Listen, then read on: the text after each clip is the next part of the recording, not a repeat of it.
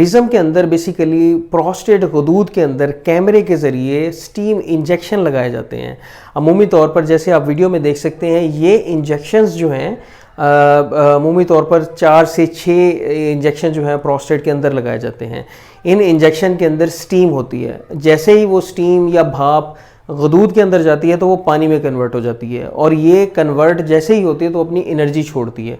उस एनर्जी की वजह से वहाँ पर जो प्रोस्टेट का टिश्यू आसपास मौजूद होता है वहाँ पे उसको डैमेज होता है, उसकी जो है नेक्रोसिस हो जाती है।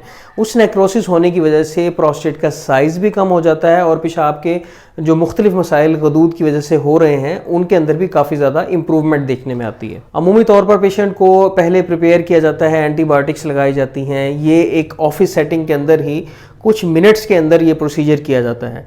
पेशेंट को किसी बेहोशी का सामना नहीं करना पड़ता। पेशेंट आता है, उसको सिर्फ लोकली जैसे पेशाब